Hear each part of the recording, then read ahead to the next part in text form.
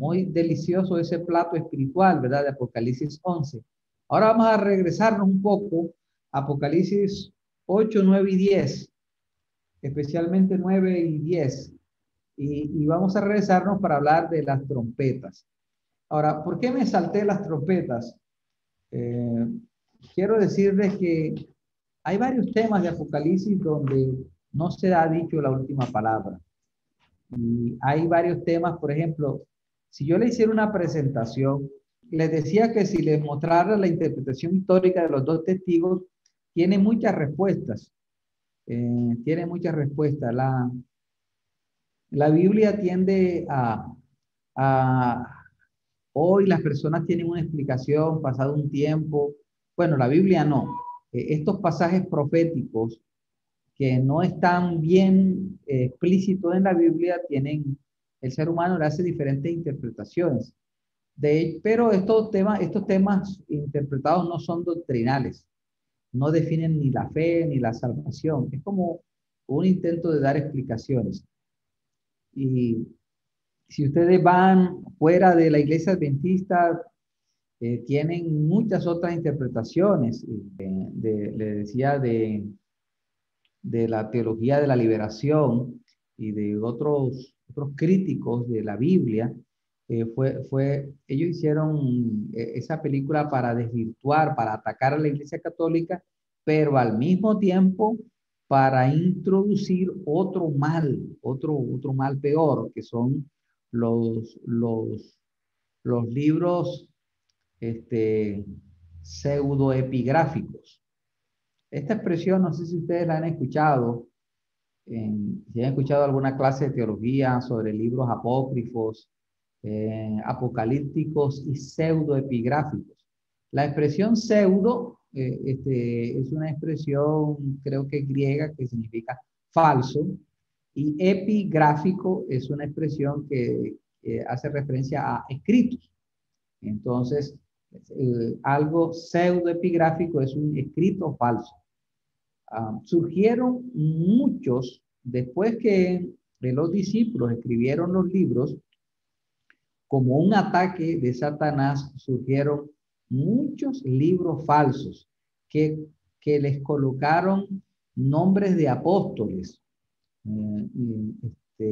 nombres de evangelios, pero que fueron escritos no en el tiempo de esos apóstoles, sino varios siglos después. Y una de las escuelas o una de las regiones de donde más surgieron esos libros pseudoepigráficos es Alejandría, en Egipto. Porque en Alejandría, allí llegó el cristianismo también, ahí llegó la palabra de Dios, pero ahí el cristianismo en el siglo IV se deterioró, se degradó, se corrompió y se mezcló con las ideas gnósticas. ¿Cuáles son las ideas gnósticas? No es la gnosis de hoy, esas comunidades que se llaman gnósticas en este tiempo, sino me refiero a, al pensamiento griego mezclado con ideas cristianas y que se fueron introduciendo también entre los primeros cristianos y que la Biblia habla de ellos. Por ejemplo, Apocalipsis habla de los nicolaitas. Los nicolaitas son los gnósticos, seguidores de Nicolás, es un gnóstico, y los reprende la Biblia. La Biblia los contradice. Tengo contra ti que has resistido a los nicolaitas. Eso está en el mensaje de la iglesia a Éfeso. Entonces, o te viene a favor, es un eloquio que ha resistido, perdón. No dice contra ti, sino es un eloquio para los que han resistido a los nicolaitas. Y también en el Evangelio de Juan se hace un énfasis en contra del gnosticismo, presentando a Jesús como un ser real, como un ser ontológico. Entonces, Jesús no es una idea, no, sino es el verbo hecho carne. El Evangelio de Juan, una de las cosas es presentar a Jesús como el verbo hecho carne, como una persona. En el principio era el verbo era con Dios y vimos su gloria como el unigénito del Padre, como un ser real. Porque el pensamiento gnóstico presenta que las personas Bueno, el pensamiento gnóstico, me estoy yendo por diferentes partes, hermano, pero espero que no los confunda con tantos detalles que les doy, ¿no? El pensamiento gnóstico es también dualista, especialmente el dualismo griego. El dualismo griego no cree en un Dios creador, sino cree en dos fuerzas, el bien y el mal. Parecido a los orientales, el yin y el yang. Entonces, ellos consideran que el cuerpo físico es originado por el mal y que solo la mente o el espíritu es originado por el bien. De ahí viene la idea católica que el cuerpo va al sepulcro y el alma, bueno, yo dije alma, pero para el griego es la psiquis, o lo mismo que nosotros llamamos el espíritu, vuelve a Dios, pero los griegos consideraban que esa alma era un ser de otra dimensión espiritual, pero un ser. Entonces de ahí viene la idea católica que el alma se va ¿a dónde se va? Dice el católico, uno que al infierno, otro al purgatorio, otro a Dios. Entonces, ¿han visto las noticias, la televisión o los que han ido a la misa?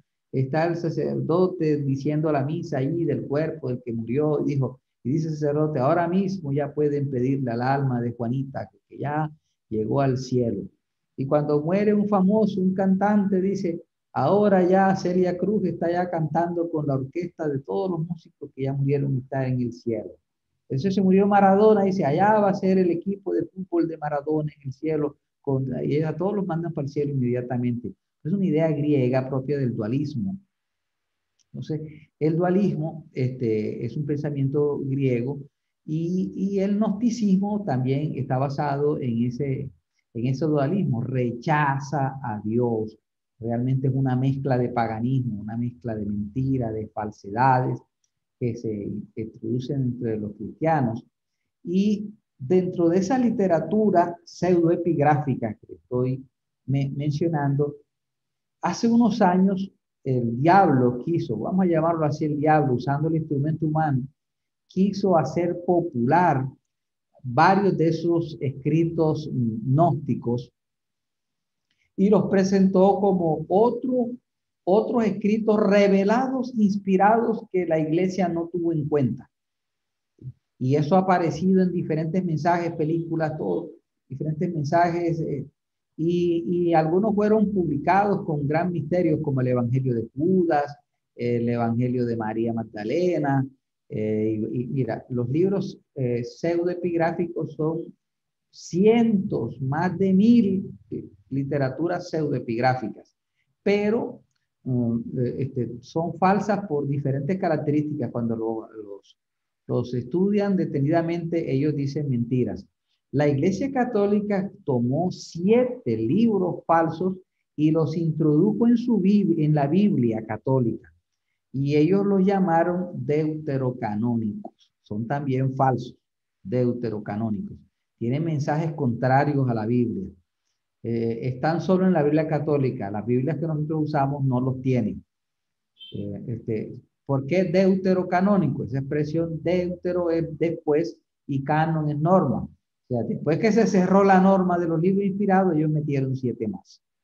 Pero nosotros consideramos que la Biblia que tenemos es la Biblia que se cerró es el conjunto de libros que por el mismo testimonio de la iglesia reconoció cuáles eran los inspirados, ¿no?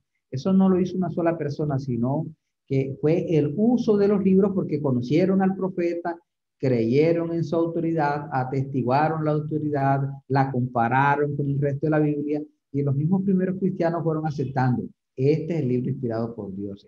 Estos son, en total, los libros inspirados o canónicos, expresión católica, son 66. Pero la Biblia católica tiene 7 más. Pero realmente son miles, miles de libros. Bueno, yo no sé cuántos miles, pero por lo menos pasan de 1000 escritos falsos. El Evangelio de Enoch, bueno, tienen una pila de nombres, pero todos son falsos, y la mayoría son de origen de Alejandría, se originaron en Alejandría, en las escuelas gnósticas, escuelas de falsos cristianos que trataron siempre de desvirtuar a la Biblia. Perdónenme, voy para otro tema y les digo otro ejemplo. Uno de esos, de esas alusiones a esos libros como inspirados, cualquiera se confunde. Mira, una persona que se pone a leer y no sabe qué es el canon, ni cuáles son los inspirados y por qué son inspirados, entonces le dicen que había un evangelio oculto y que la Iglesia Católica o la Iglesia lo ocultó y no lo, y ahora vamos a sacarlo. Y vienen y hacen una película de eso o algunos escriben libros. Un libro que si fue, se hizo famoso, mezcló mitos, leyendas, libros falsos y todo, se hizo famoso, es un libro escrito por un autor llamado Dan Brown. No sé si se les hace familiar el nombre, pero este otro no, el título del libro tal vez si lo han escuchado, se llama El Código Da Vinci. Código Da Vinci, autor Dan Brown. Dan Brown coge esa mezcla de libros pseudoepigráficos y pone una historia allí. Y entonces, ¿por qué Da Vinci? Da Vinci, ¿quién era? Leonardo da Vinci, el pintor, médico, ese tipo era un sabio, pero él tenía un resentimiento contra el cristianismo y la Iglesia Católica porque Da Vinci fue hijo de una relación inmoral, si puede decir algo, ¿no? ¿Saben? La Iglesia Católica hasta hace poco, el que no era hijo del matrimonio era llamado un bastardo, se llamaba un bastardo. Hasta hace poco, el que no era hijo del matrimonio no le ponían el nombre del padre, el apellido del padre, sino el de la madre. Era una persona rechazada. Entonces Da Vinci fue así rechazado. De ñapa, bueno, permíteme usar esta expresión coloquial de ñapa, Da Vinci tenía dotes artísticas y se fue a estudiar a la escuela de Florencia.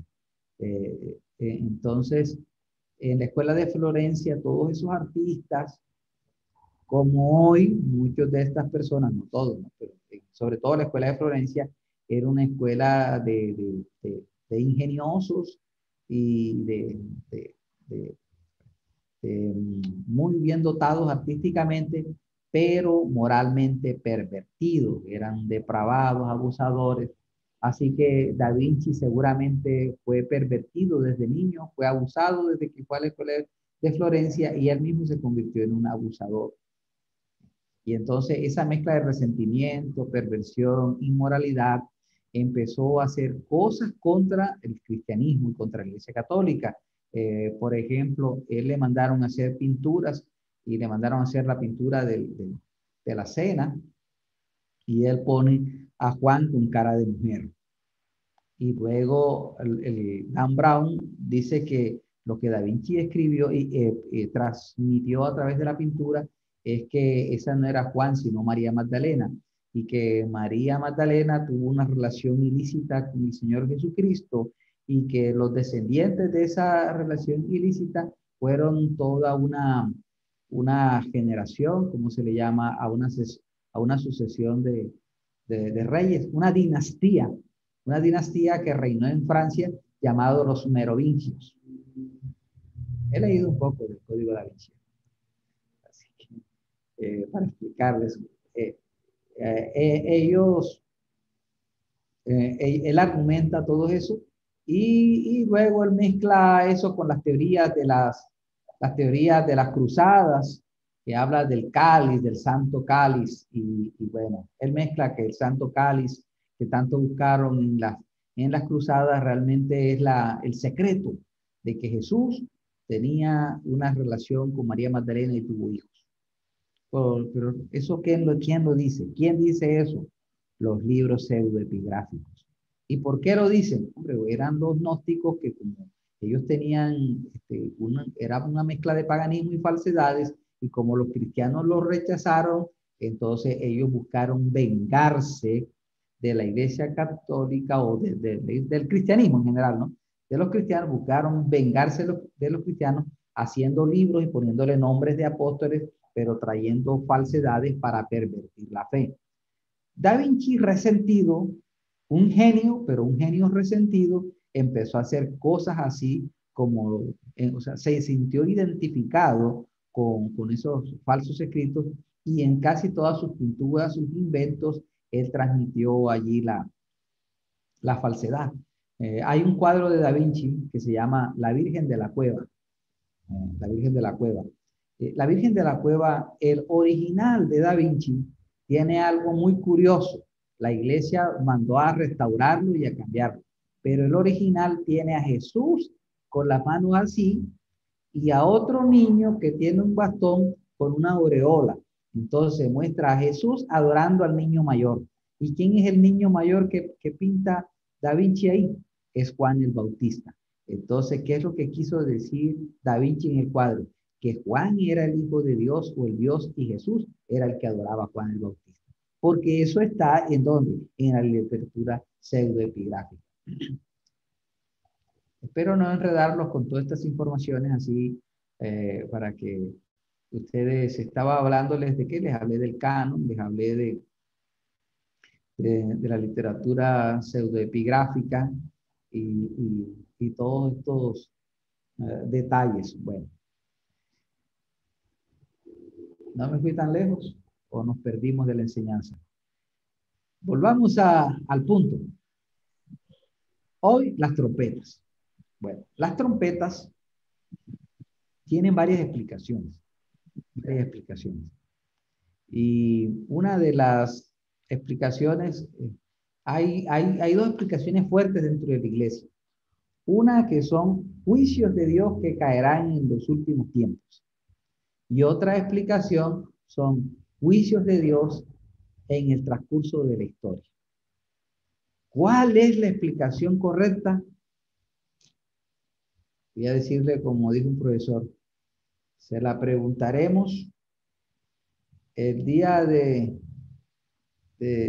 la redención, en la tardecita, debajo del árbol de la vida, se lo preguntaremos al Señor. Pero permítame darle alguna de las dos. Hay cosas en la Biblia que no son determinantes para la salvación. Eso no es determinante. ¿Qué son las trompetas? Ni me salva ni me pierde eso. Si son juicios al final de la historia, bien hecho, el Señor los tiene que hacer. Y si son juicios a través de la historia, ya el Señor los hizo. Entonces, pero ni me salva ni me pierde. Pero si queremos alguna orientación del Apocalipsis, ahora, el director de Antiguo Testamento del principal seminario de la Iglesia Adventista, seminario de Andrews, Ranko Stefanovic, a él la iglesia le mandó a escribir, le encargó escribir una explicación del libro Apocalipsis que fue transmitido en un folleto de escuela sabática. Y entonces, Stefanovic, el autor de ese libro, revisado por todos los teólogos de la iglesia, revisado por la Asociación General, nos trae una explicación de las trompetas. Allí Stefanovic escribe ese libro que ya lo estudiamos hace unos trimestres atrás. En el primer trimestre de 2019 estudiamos ese trimestre el libro de Apocalipsis. Y ahí la posición que presenta Stefanovic ahí es que son juicios a través de la historia. Esa es la posición. Ahora, yo les digo, ustedes pregunten al Espíritu Santo en qué deben creer. Si me preguntan a mí, me dicen, pastor, ¿qué consejo me da?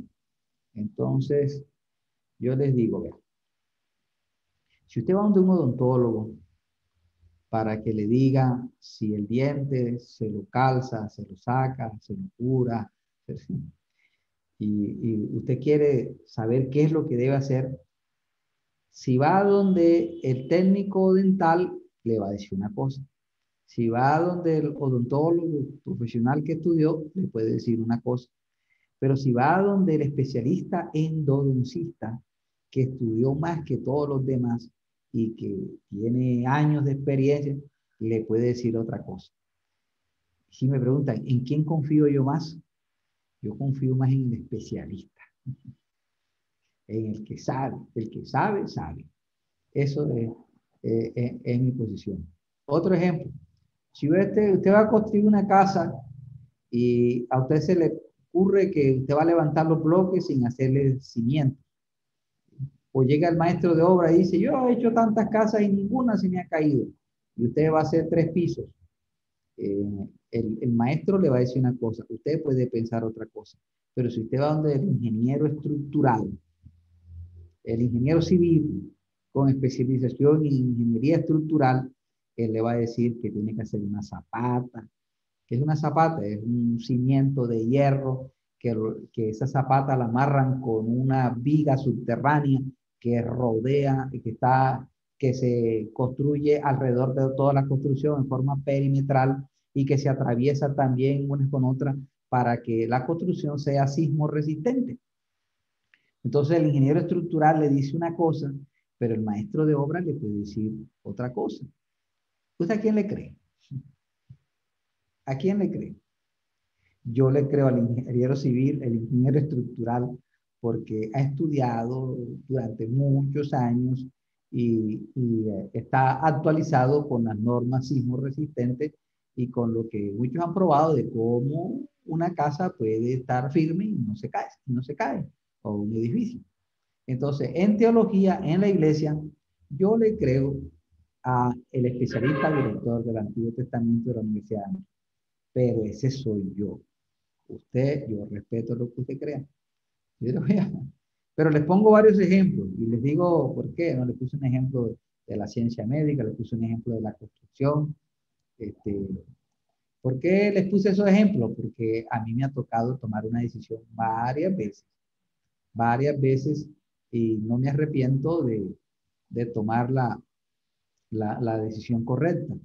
Especialmente siempre me guío por la persona que sabe, porque a veces uno no sabe y puede ser bien intencionado, pero, pero si no sabe, si usted tiene un carro y entonces se le acabó el aceite del carro, alguien le puede decir, vaya a la tienda y cómprese 2 botellas de aceite de girasol, que es el que más compran, y écheselo al carro.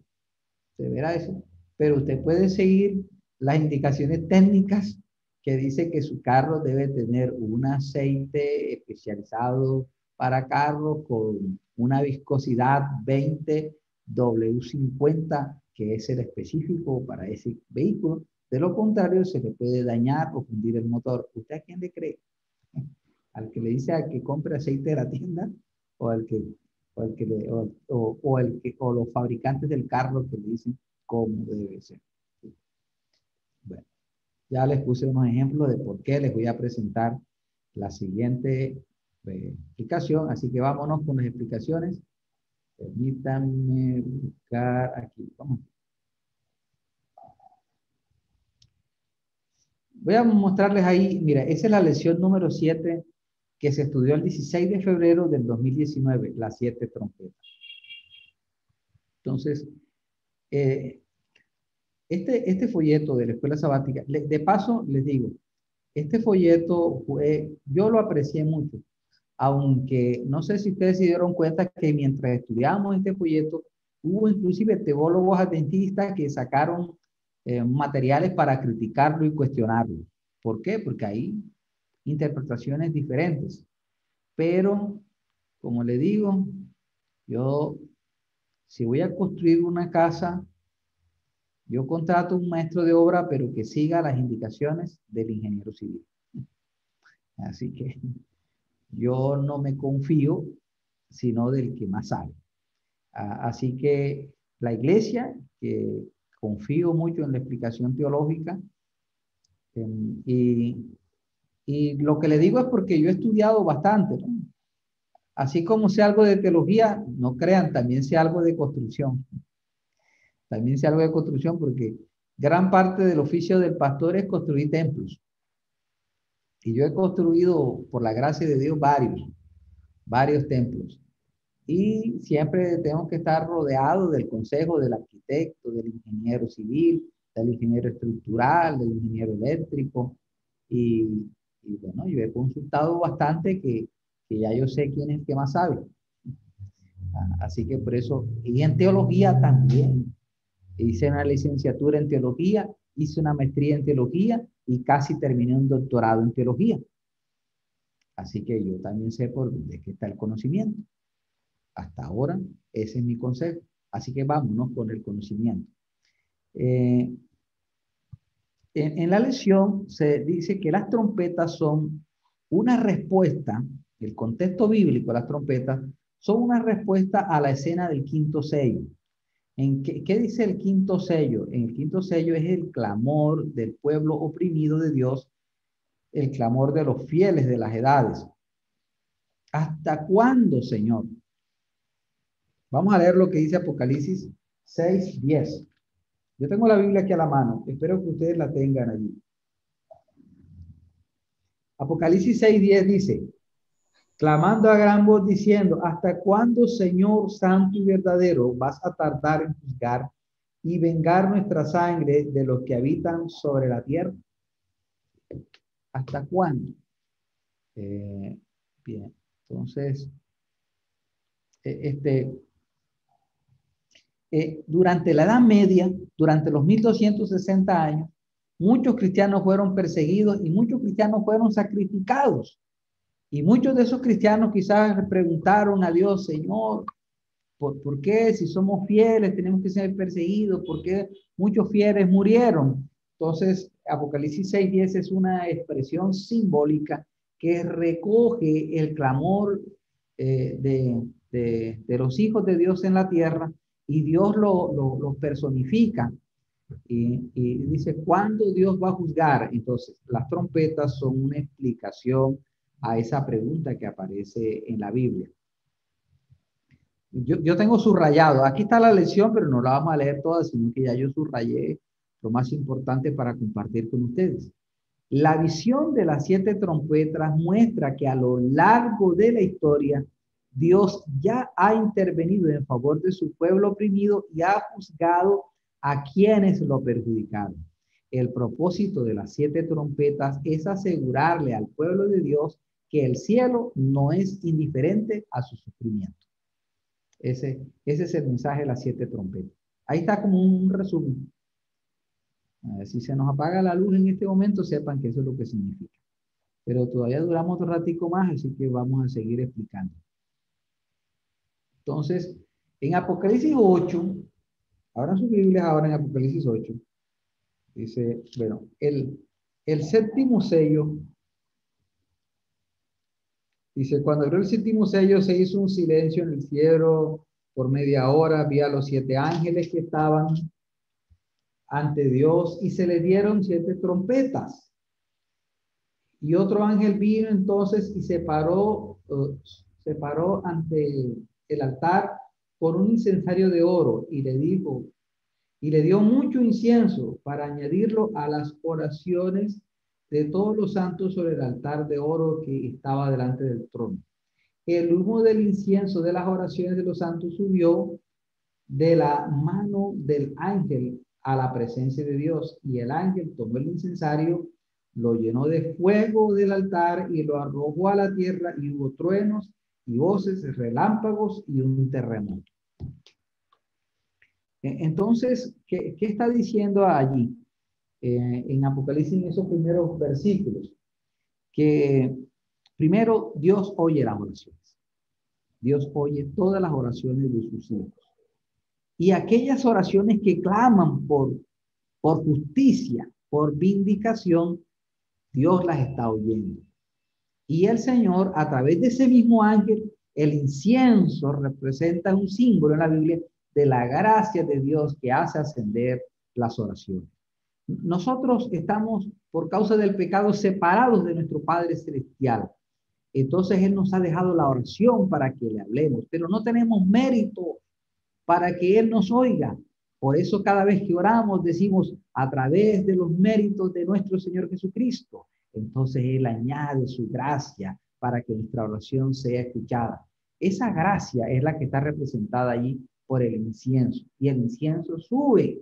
Pero luego dice Apocalipsis que Él toma fuego, ya no incienso. Y en ese mismo incensario toma fuego y lo arroja a la tierra. Ese fuego representa el juicio de Dios que regresa a la tierra. Y esos juicios de Dios son los que se describen a través de cada una de las trompetas. ¿Van comprendiendo? Pueden preguntar cualquier cosa. Un comentario judío, entonces, leo ahora ahí de subrayado en amarillo, dice, un comentario bíblico judío explica que en el sacrificio vespertino el cordero era colocado sobre el altar del holocausto y la sangre era derramada sobre la base del altar.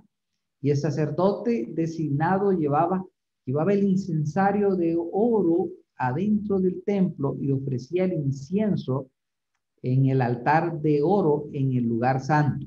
Y cuando el sacerdote salía, lanzaba el incensario sobre la cerca y producía un ruido fuerte. Es una manera como el sacerdote decía, terminé la intercesión, cumplí con la intercesión. El incensario sobre la cerca era como una campana, un aviso que decía, terminé de hacer la intercesión. Eso es. Y ya fueron llevadas, los pecados confesados, fueron llevados al tabernáculo de Dios. Mire que la relación, cuando ese clamor de Apocalipsis, se presenta, se utiliza una expresión simbólica, vi las almas debajo del altar. Es una expresión simbólica, lo que está debajo del altar es la sangre, y realmente es la sangre la que simbólicamente, utilizando la expresión literal de la personificación, habla, clama, reclama. Es una expresión de Dios, que Dios está diciendo, yo sé que hay reclamos, yo sé que hay súplicas, yo sé que hay preguntas hasta cuándo, pero ya yo tengo las preguntas. Mire, ese clamor subió al cielo, yo lo escuché y el Señor está devolviendo la respuesta a través de los juicios de las 7 trompetas. Se puede apreciar en Apocalipsis del 3 al 5 que se utiliza el lenguaje del servicio vespertino. Es significativo que el ángel recibía el incienso sobre el altar de oro que estaba delante del trono. El incienso representa las oraciones del pueblo de Dios. Estoy leyendo, resaltado en azul. Dios ahora responde sus oraciones y Apocalipsis 3 al 5 ofrece información importante con respecto a las trompetas. Entonces, sigo leyéndoles aquí lo que les estoy mostrando. A ver, que vamos a bajar un poquito. Bien. Las 7 trompetas son los juicios de Dios sobre la humanidad rebelde en respuesta a las oraciones de su pueblo oprimido. Las trompetas vienen a continuación de la muerte de Jesús como el Cordero y se ejecutan consecutivamente a lo largo de la segunda venida de Cristo. Apocalipsis presenta, ¿verdad? Nosotros estudiamos 4 y 5, Apocalipsis capítulo 4 y 5, ¿recuerdan lo que estudiamos? Que es la entrada del Señor Jesucristo al cielo y es coronado como el único digno y de abrir los sellos y se desata la historia del cristianismo, comienza allí. Entonces, las trompetas están siendo explicadas aquí, las trompetas, como 7 períodos, están unidas a los 7 períodos que representan las iglesias y a los mismos 7 períodos que representan los sellos. Las trompetas están unidas a esto, ¿no? Entonces, voy a leer este otro subrayado en verde. El hecho de que el fuego provenga de ese mismo altar muestra que los 7 juicios de las trompetas recaen sobre los habitantes de la tierra en respuesta a las oraciones del pueblo de Dios y que Dios intervendrá en favor de él a su debido tiempo. Entonces, en cada periodo, en cada etapa descrita por esos 7 periodos de la historia cristiana, hay una respuesta de una trompeta. Cada trompeta equivale a cada periodo de los que representan. Entonces, ¿qué significan las trompetas? Bueno, quiero decirles aquí, leerles que las trompetas eran una parte importante en la vida diaria del antiguo Israel. El pueblo relacionaba su sonido con el culto del templo, también se tocaba las trompetas en las batallas, en la época de la cosecha y durante las festividades. El sonido de las trompetas y la oración estaban de la mano. Durante la adoración en el templo o en los festivales, las trompetas les recordaban a Dios su pacto con el pueblo. También les recordaba a su pueblo que debía prepararse para el día de Jehová. En una batalla, el sonido de la trompeta daba instrucciones y advertencias claves e invocaba a Dios para que salvara a su pueblo. Así que, ¿a quién van dirigidos los juicios de las trompetas? Las 7 trompetas abarca el curso de los acontecimientos, desde los días de Juan hasta la conclusión de la historia. Entonces vamos aquí, miren, en este subrayado. 3 respuestas que hay aquí al respecto. Las 2 primeras trompetas anuncian los juicios sobre las naciones que crucificaron y persiguieron a la iglesia primitiva, a la Jerusalén rebelde y al imperio romano. Son los juicios de Dios contra la Jerusalén rebelde y contra el imperio romano. Aquí está a partir de Apocalipsis 8, versículo 6, dice: los 7 ángeles que tenían las 7 trompetas se dispusieron a tocarla. El primer ángel tocó la trompeta y hubo un granizo y fueron mezclados con sangre que fueron lanzados sobre la tierra y se quemó la tercera parte de los árboles. Y bueno, cada una es... Ahora, quiero decirles que la otra interpretación dice que estos serán los juicios que caerán al final de la historia. Esa es la otra interpretación. Una interpretación son los juicios que Dios desató sobre esas naciones que perseguían al pueblo de Dios en cada etapa. Pero hay otros que dicen que son 7 juicios que caerán al final del tiempo. Le decía algo, si es una cosa, no nos afecta a nosotros. Y si es la otra cosa, tampoco. Entonces, pero les digo que está opinando la mayoría de los que más saben. La tercera y cuarta trompeta retratan el juicio celestial contra la apostasía de la iglesia en el período medieval. Lo cierto es que ustedes saben que el imperio romano perseguía a la iglesia de Dios y el imperio romano cayó. La iglesia católica a través de la Inquisición perseguía a los pocos fieles y la iglesia cayó, el papado cayó. Es decir, fueron enviados juicios de Dios para derrumbar a todos esos. El pueblo judío pretendía ser el único pueblo especial de Dios, pero el Señor emitió un juicio contra el pueblo judío y lo desechó como pueblo de proclamar la verdad, y ahora dio la verdad a todos los seres humanos en toda la tierra. Entonces, las trompetas representan esos juicios, eso según la explicación A. Les decía que la explicación B es que son juicios al final de la historia. Seguimos con esta explicación. La quinta y sexta trompeta describen las fracciones enfrentadas del mundo religioso a fines del medioevo y el periodo posterior a la reforma. Estos periodos se caracterizan por una creciente actividad demoníaca que al final encamina al mundo a la batalla del Armagedón. Ustedes saben que la obra de Satanás no está guardada para el final del tiempo. Por eso nos inclinamos por esta primera explicación, sino que la obra de Satanás se levanta. Miren, Satanás, yo les expliqué la vez pasada que trató de destruir al pueblo de Dios, de borrarlo. ¿De qué manera? Primero, a través de las falta de identidad y cumplimiento de la misión del pueblo judío. Trató de engañar la mente judía para extinguir la fe, pero no pudo, porque salieron los cristianos. Después, los cristianos que eran fieles fueron perseguidos por los romanos, pero no pudo, porque el pueblo prefirió morir y ser fiel y la fe se multiplicó. Luego, entonces, hizo que Constantino se volviera cristiano para llenar la iglesia de falsedades y de paganismo y extinguir la fe, pero no pudo, porque los fieles se fueron perseguidos a vivir en las montañas, pero fueron fieles. Y luego, cuando ya no pudo con eso, entonces Satanás levanta ahora el poder del ateísmo, el poder del secularismo para destruir la fe. Pero también eso caerá. También el secularismo caerá.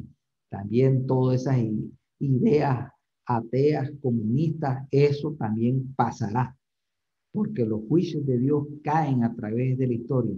Y luego se levantará nuevamente el mismo papado. Está explicado en muchos pasajes de la Biblia. Se levantará nuevamente el papado para perseguir a los cristianos a través de la historia. Pero también recibirá los juicios de Dios. Así que eso está en la Biblia. Si alguien me pregunta, ay, ¿cómo haremos con ese comunismo que está creciendo? La Biblia es más, la Biblia dice quién va a vencer el comunismo. ¿Ustedes quieren saber quién va a vencer el comunismo? La Iglesia Católica. Los va a destruir. Los va a usar y los va a destruir. ¿Ustedes por qué saben? Ya lo hizo, ya lo hizo, ya lo hizo. Después de la Edad Media, a principios de este siglo, el comunismo creció, toda Europa era comunista, toda Europa era comunista, había una Alemania comunista, Polonia era comunista, Rusia comunista, y el comunismo todavía se vino para acá. Perdone que si hay alguien que es comunista, este, yo voy a decir lo que dice la Biblia. Cuando me refiero con la palabra comunista, perdón, digo ateo. Quiere decir ateo. Te voy a cambiar la palabra comunista porque de pronto puedo ofender a alguien. Pero digo, ese mundo ateo que no cree en Dios, ese mundo ateo que no cree en Dios, que quiere gobernar, que quiere imponer gobierno en las naciones, pero sin Dios, rechazando a Dios, ese dominio ya fue fuerte en Europa y en gran parte de Latinoamérica, que aquí está ahí un nuevo ateísmo que está resurgiendo en Latinoamérica porque hay un poder, están unidos, se han unido las fuerzas. ¿Y saben quién se les unió? Perdón, antes de la Segunda Guerra Mundial y después de la Segunda Guerra Mundial, el catolicismo se unió al ateísmo, se unieron. Yo les dije que ustedes pueden buscar el documento que se llama Concilio Vaticano II y van a encontrar que el Concilio Vaticano II aceptó la evolución, aceptó la evolución. ¿Quién promovía la evolución? El ateísmo. ¿Y quién la aceptó? La Iglesia Católica. ¿Y por qué la aceptó? Para unirse con él, porque esa es la filosofía de este mundo. Si no puedes contra tu enemigo, únete a él. Así no es que dice el dicho del mundo. Los hijos de Dios no hacen eso, pero el diablo sí hace eso. Entonces, únete a él. Es el dicho maquiavélico de las estrategias. Entonces, la iglesia se unió. ¿Y qué pasó después? ¿Qué pasó con el comunismo en Europa? Pregunten, ¿qué pasó? ¿Qué pasó con el comunismo en Europa? Pues se, se levantó un nuevo poder católico que derrocó el comunismo. Entonces, yo les dije la vez pasada, ¿quién fue el papa que tenía el carisma, el poder y el éxito contra el comunismo?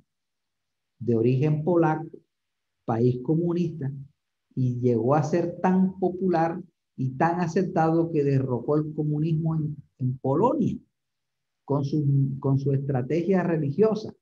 Y luego lo colocaron papa y le pusieron por nombre Juan Pablo II.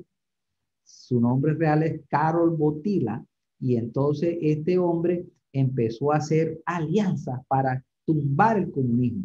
Entonces, Estados Unidos era un país netamente protestante. Y nunca un presidente de Estados Unidos le había dado la mano a un papa. Nunca, nunca. Pero Juan Pablo II se tomó una foto dándole la mano a Ronald Reagan. ¿Y qué pasó después de ese choque de manos que salió allí en todos los periódicos y la prensa de aquel tiempo? ¿Qué pasó? Se cayó el muro de Berlín, bueno, lo tumbaron, ¿no? Se cayó el comunismo de la otra mitad de Alemania. ¿Y qué otra potencia comunista se cayó?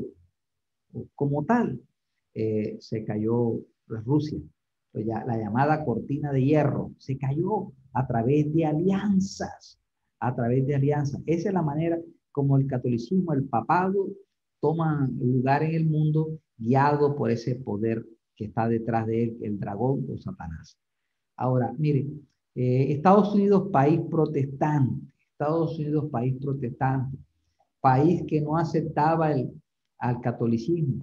Apenas allá en la época de Ronald Reagan, primera vez el Papa fue allá, no había ido antes. Ronald Reagan fue. Y ahora, ¿qué estamos viendo en este momento? ¿Qué estamos viendo? Un presidente católico. Óigame, un presidente católico. Joe Biden. ¿Y con quién está haciendo alianza Joe Biden? En este momento, ¿con quién está haciendo alianza? Con las comunidades ateas e inmorales.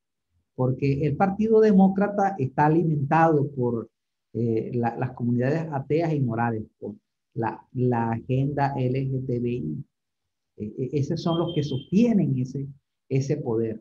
Lo vienen sosteniendo desde Obama. Obama estaba sostenido por ese mismo poder. Se les atravesó Trump, pero a Trump lo sacaron. Mira, Trump no era ningún, vamos a decir un dicho de aquí en esta tierra, no era ninguna pera en dulce, pero ¿sabe qué tenía Trump? No hacía alianzas con el papado. Él iba allá, sí, pero no le seguía la cuerda. Entonces lo tumbaron. Eso es un misterio que Joe Biden, un señor ya ancianito que casi no habla, que cuando hablaba la embarraba, que los mismos pecados que le acusan a Trump, los tiene peor. Y Joe Biden saca una votación mayor que la de Obama, el presidente más popular que ha tenido Estados Unidos. Un hombre que ni hablaba, ni habla en público casi. Cuando él habla, no habla bien. Entonces, ¿por qué ganó? Ah, mira, se inventaron eso de que aprovecharon la pandemia para inventarse votos por correo. No se sabe qué pasó. Hay algunos que dicen que una misma persona pudo haber mandado 4 y 5 correos. ¿Cómo? Pues mira, la tía abuelita que nunca salía a votar, vino otro y le hizo el correo y lo mandó. El otro que está, o sea, por todos los que no votaban, se cree que alguien, un familiar o un activista se encargaba de mandar el voto por todos los que nunca votaron, pero con la idea política de uno solo. Una sola persona pudo haber enviado 4, 5, 6, 10 votos o no se sabe qué pasó, pero total que a Biden lo montaron porque lo montaron. ¿Quién está detrás de todo eso? No se equivoquen, la Biblia nos dice, las fuerzas políticas. ¿Y por qué hicieron alianza? Para tomar poder. Pero ¿qué viene después? ¿Qué me dice la Biblia? Léanse Daniel 11, versículo 40. El rey del sur, que está ahí, es Egipto.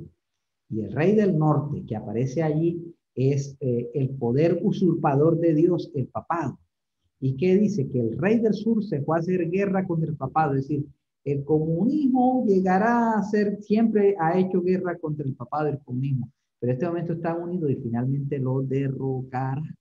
Así como fueron derrocados la teología de la liberación, como fue derrocada, el comunismo, el ateísmo será derrotado. ¿Y quién se va a imponer en el mundo político? ¿Quién se va a imponer?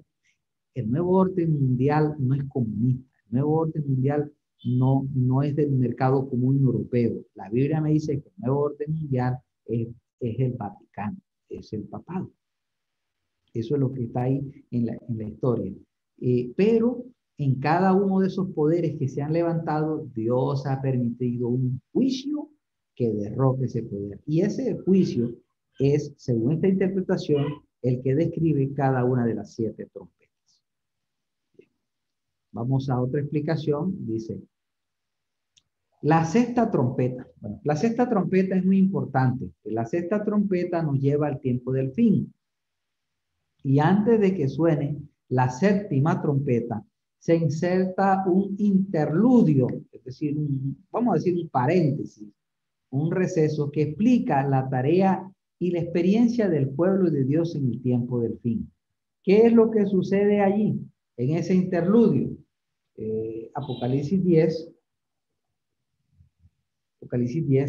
del 1 al 4 dice, Vi descender del cielo a otro ángel fuerte, envuelto en una nube, con el arco iris sobre su cabeza, y su rostro era como el sol, y sus pies como columnas de fuego. Tenía en su mano un librito abierto, y puso su pie derecho sobre el mar y el izquierdo sobre la tierra. Se dicen los comentadores que esto es una simbología que representa a alguien que tiene dominio sobre todo el universo. Ese ángel es un ser celestial. Clamó a gran voz, como ruge un león, y cuando hubo clamado, 7 truenos entendieron emitieron sus voces. Cuando los 7 truenos emitieron sus voces, yo iba a escribir, pero oí una voz.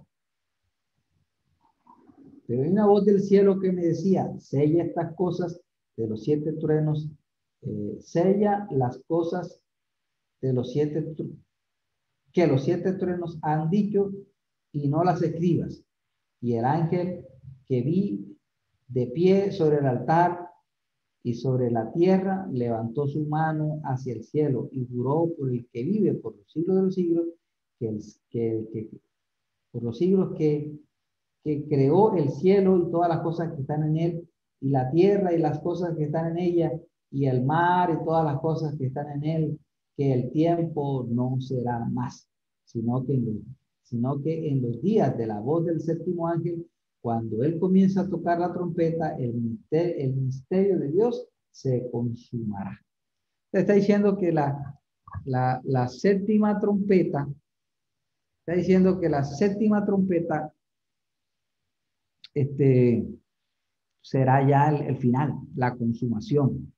Pero el ángel poderoso instruyó a Juan, y ese ángel poderoso que tiene poder sobre todo el universo, el comentario bíblico dice que es Cristo.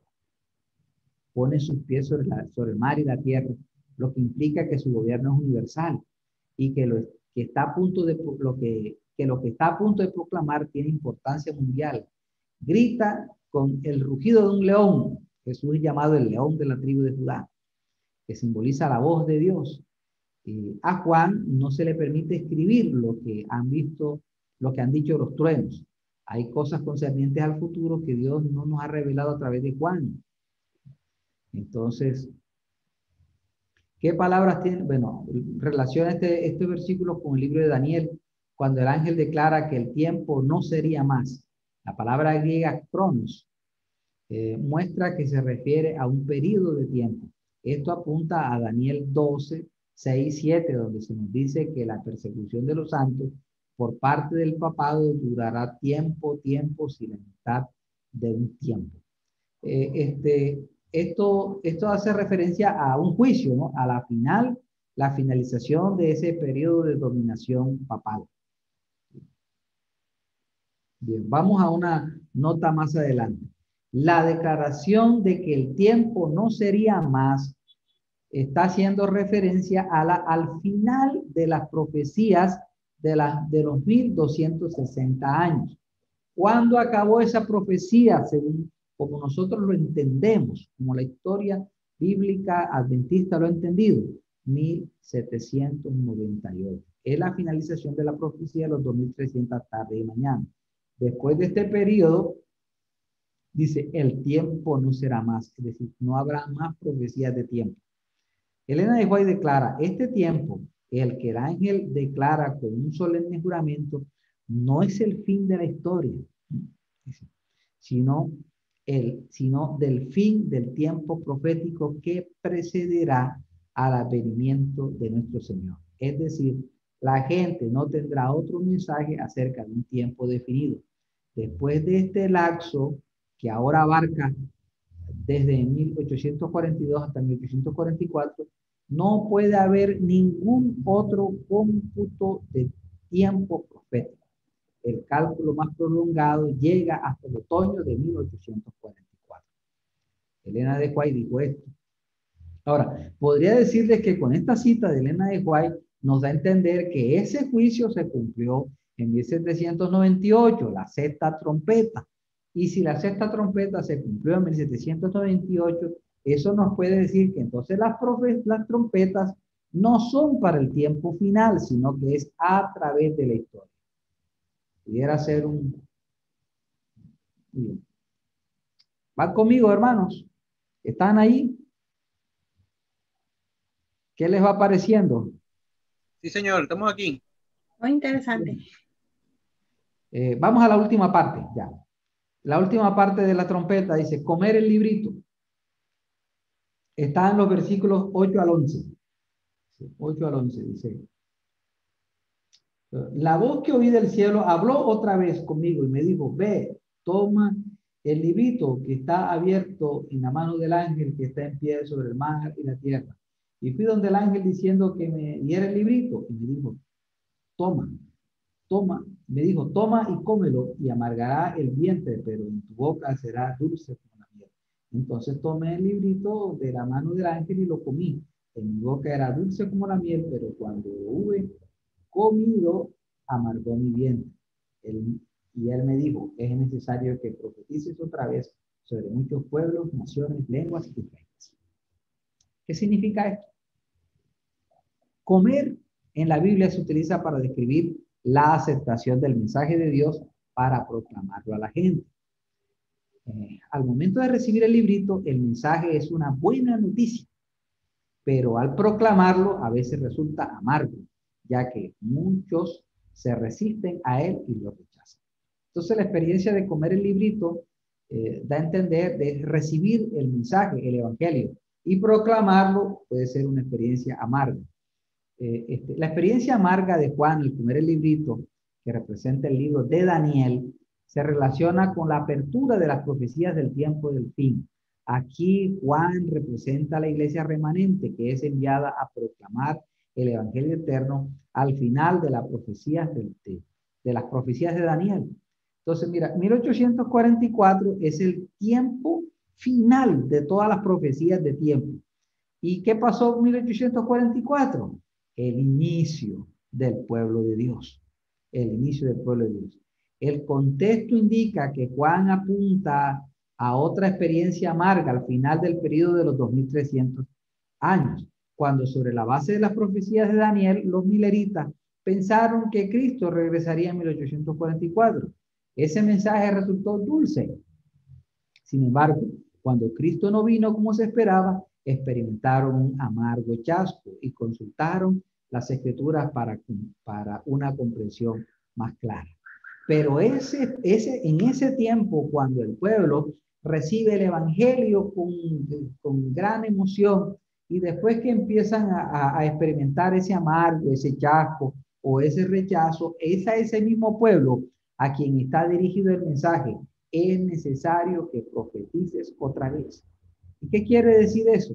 Es la misión que la iglesia adventista entendió que debía proclamar el mensaje al mundo y que lo recibieron unas cuantas personas, unas pocas personas, porque la mayoría de los mileritas abandonaron, pero esas pocas personas que con sinceridad perseveraron estudiando la palabra de Dios, hoy son más de 20 millones de fieles en todo el mundo. Significando que Dios bendijo la obra que la iglesia comenzó desde después del chasco y que se estableció como una iglesia organizada en 1863, la iglesia adventista del séptimo día, que ha profetizado nuevamente para proclamar el evangelio eterno a toda nación, tribu, lengua y pueblo. Esa es la orden, predicar el evangelio, y que nosotros pues somos testigos de este mensaje que amamos, que el Señor nos ha dado como una bendición.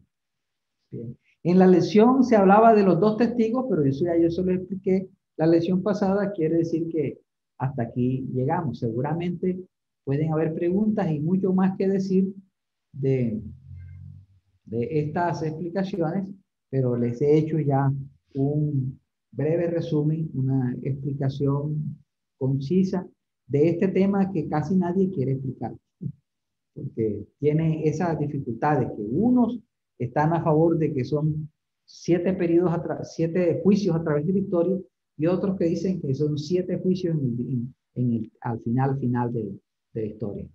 Pero de acuerdo con lo que Elena de White dice, ahí tenemos otra evidencia a pensar que si la sexta trompeta coincide con el periodo entre la caída del papado y 1844, quiere decir que eso, quiere decir que las otras trompetas fueron antes y que tienen mucho sentido la explicación de que son 7 juicios al final de cada periodo profético, cada periodo histórico como los mismos periodos que representan los 7 sellos y las 7 iglesias. Vamos, ¿tienen alguna pregunta?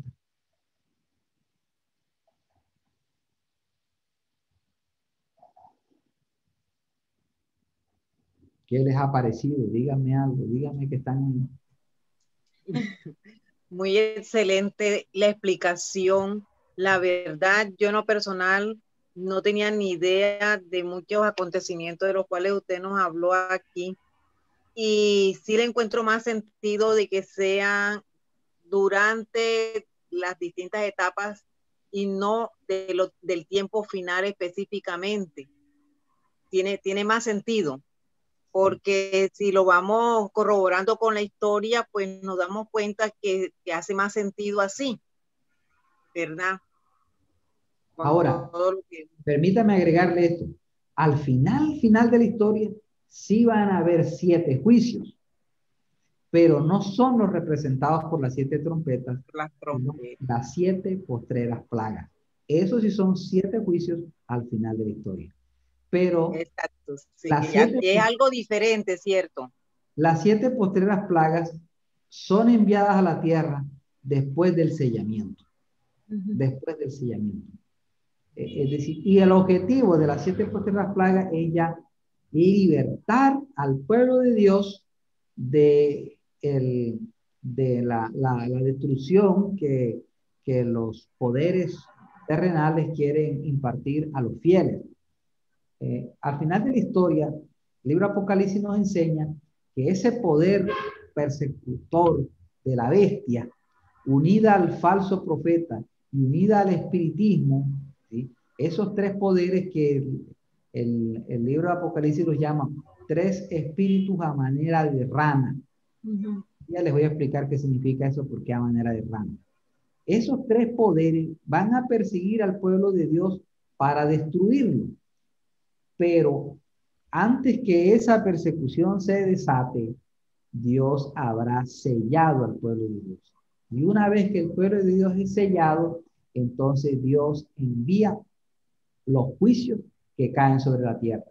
Y así como las 10 plagas de Egipto cayeron después, o así como la plaga del primogénito cayó sobre la nación egipcia, después que cada familia hebrea puso la sangre para sellar su casa, para que sobre ellos no cayera la destrucción del ángel destructor, entonces el sellamiento será la reafirmación de nuestra fe en la sangre de Cristo, en el sacrificio de Cristo, para que no caigan las plagas finales, las plagas de destrucción sobre los hijos de Dios. Antes esas plagas para los hijos de Dios sean actos de liberación, actos de protección, neutralizando el poder perseguidor o destructor y protegiendo, preservando la vida de los fieles que puedan estar en pie en el tiempo del fin. Expliqué esto para que entonces veamos que 7 trompetas es una cosa y 7 postreras plagas es otra. Más claro se daña. Hermanos, muy bueno. Seguimos estudiando la Biblia. No tenemos la última palabra. El Señor puede seguirnos iluminando para seguir comprendiendo algunas cositas más. Pero tenemos ya muchos teólogos, muchas explicaciones sobre estos temas. Yo personalmente, pues, he sido muy interesado en entender el libro de Apocalipsis. He estado estudiando mucho tiempo y pues le doy gracias a Dios, a esta iglesia que ha patrocinado mis estudios para... yo estuve yendo a México por 6 temporadas de verano, de mitad de año, estudiando la Biblia desde hace bastante rato. Recuerdo una vez que les grabé un mensajito para la iglesia donde asistían ahí en Panamá, era la primera vez que iba, y después fui 6 veces más, 5 o 6 veces más, y producto de eso, pues yo he estado estudiando bastante el Apocalipsis, y comparto con ustedes lo que el Señor me ha permitido entender a través de estos años donde he estado buscando estudiar la Biblia, y todos también debemos buscar entender esto para no dejarnos engañar, ni atemorizar de que se levantó este poder, esta fuerza. Todos, sobre todo los que no teman al Señor, caerán los juicios a través de la historia y al final de la historia también. Pero los que esperan en el Señor siempre serán protegidos y siempre seremos libertados. Cuando nosotros escuchamos hablar de las plagas, de las persecuciones, que alguien nos está enseñando eso como con terror, vea, si usted cree en el Señor, alégrese, no tenga miedo, porque el que cree en el Señor no le pasará nada. Es más, ustedes lo pueden ver, donde quiera que la Biblia habla de juicio, ustedes pueden ver las dos caras de la moneda. Por ejemplo, Malaquías dice que no quedará ni raíz ni rama. Pero luego en el siguiente versículo dice, pero los hijos de Dios saltarán como becerros de la manada. Entonces, los que tienen que tener miedo son los que no están con Dios, porque los que estén con el Señor saltaremos de alegría por la gracia de nuestro Señor Jesucristo, por su liberación y por su protección y por la vida eterna que Él está preparando para los que creemos en Él. No por nuestros medios, sino por la gracia y los méritos de nuestro Señor Jesucristo. Ese es el mensaje bíblico. Ese es el evangelio. ¿Qué consejo le debemos decir a las personas? Que sean humildes y que estudien la palabra de Dios, no para probar que tienen la razón, sino para conocer cuál es la voluntad de Dios y cuál es la verdad para nuestras vidas.